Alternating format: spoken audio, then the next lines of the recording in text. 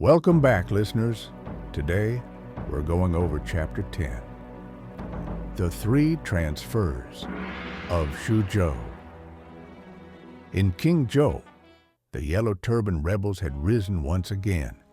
Cao Cao, one of the most ambitious warlords of the era, led a campaign to crush the rebellion. His efforts earned him the title General who Pacifies the East, and soon, brilliant minds and powerful warriors flocked to his side. Strategists like Xun Yu, Cheng Yu, and Guo Jia, and warriors like Yu Jin and Dian Wei. Cao Cao's camp was now brimming with talent. Around this time, Cao Cao sent for his father, Cao Song, who was living in Langya. As Cao Song traveled through Xuzhou with his family, the governor of the region, Tao Qian, warmly welcomed them and even assigned an escort, the officer Zhang Kai, to protect them on the journey. But tragedy struck. Greedy for wealth, Zhang Kai turned traitor. He murdered Cao Song and his entire household before vanishing into the night. When Cao Cao heard the news, his rage was boundless. Gritting his teeth, he declared, "Tao Qian allowed his men to kill my father. This is a blood feud. I won't rest until Xuzhou runs red with vengeance." With that, he led his army in a brutal campaign. Every city that fell to him was met with a massacre. Civilians, soldiers, it didn't matter. Cao Cao was out for blood. Knowing he couldn't withstand Cao Cao's wrath, Tao Qian considered surrendering himself. But his general Miju urged him to instead seek help. Tao Qian then sent messengers, Miju and Chendeng, northward to beg for aid from Kong Rong, the governor of Beihai, and Tian Kai, the inspector of Qing province. As fate would have it, Miju barely arrived in Beihai before disaster struck again. Kong Rong and Miju were surrounded by Yellow Turban forces. Desperate, Kong Rong called upon a rising figure, Liu Bei, for help. Liu Bei responded immediately, riding out with 3,000 men. He broke the siege and saved Beihai. In gratitude, Kong Rong invited Liu Bei to help defend Xuzhou as well. Liu Bei agreed, but he didn't come alone. He borrowed 2,000 troops and the mighty Zhao Yun from the northern warlord Gongsun Zan. Riding through the night, Liu Bei marched into Xuzhou. He ordered Guan Yu and Zhao Yun to remain outside the city, while he and Zhang Fei charged in with 1,000 men. Tao Qian saw Liu Bei's bravery and offered to hand over the entire province of Xuzhou to him. But Liu Bei, ever modest, refused.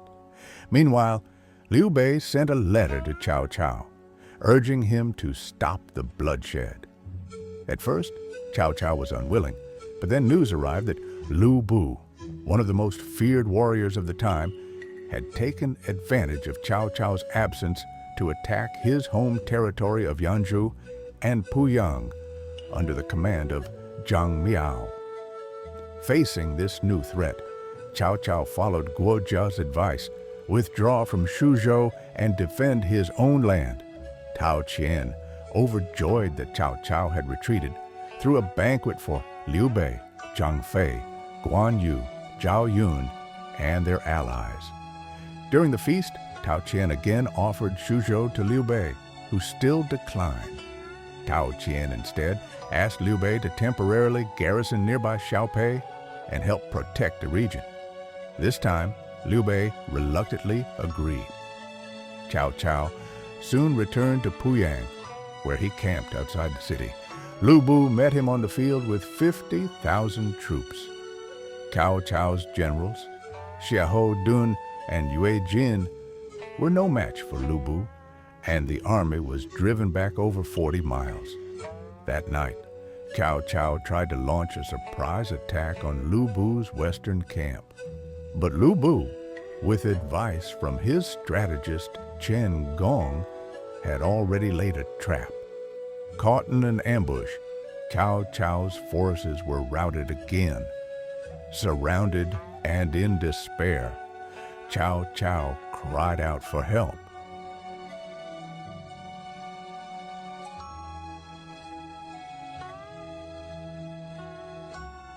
At that critical moment, Dian Wei charged forth, wielding short spears.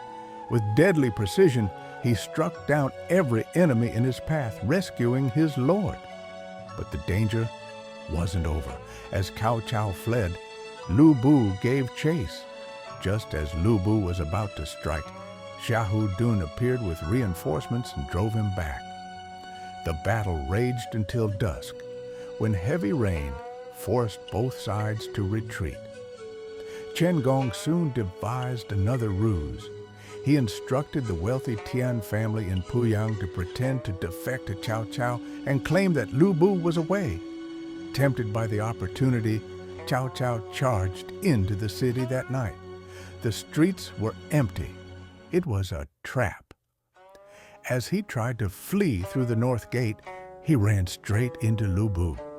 Thinking quickly, Cao Cao covered his face with his sleeve. Lu Bu tapped Cao Cao's helmet with his halberd and, thinking him someone else, pointed ahead and let him pass. Back at camp, Cao Cao feigned death. He ordered his soldiers to wear mourning clothes and spread word that he had been burned alive. When Lu Bu came to confirm the rumor, Cao Cao's men ambushed him, delivering a devastating blow. Lu Bu was forced to retreat and bunker down. But food was scarce for both armies, and they had no choice but to pause the fighting. Not long after, Tao Qian, now 63, fell gravely ill. As death approached, he summoned Liu Bei and begged him once more to take over Xuzhou. Liu Bei refused again and again, but Tao Qian died in grief. After his death, Tao Qian's followers handed the governor's seal to Liu Bei. Liu Bei still refused, but the people of Xuzhou gathered at his doorstep, pleading with him to take charge. Even Guan Yu and Zhang Fei urged him to accept. At last, Liu Bei relented and took on the role of governor. When Cao Cao heard that Liu Bei had taken control of Xuzhou, his fury was renewed. He immediately planned a campaign to retake it, but his strategist, Xun Yu, advised him to first defeat the Yellow Turban rebels in neighboring regions to secure much-needed food supplies.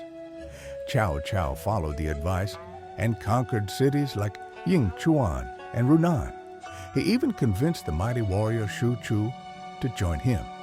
Soon, he retook Yanzhou and Puyang. Lu Bu, with nowhere left to turn, fled once again, this time to Xuzhou, to seek refuge with Liu Bei. Kind-hearted as always, Liu Bei welcomed him, despite the objections of Guan Yu and Zhang Fei. He even offered Lu Bu the city of Xiaopei as a place to stay. And so, the tangled fates of heroes continued to unfold. Stay tuned for the next episode of Romance of the Three Kingdoms. Thank you for listening.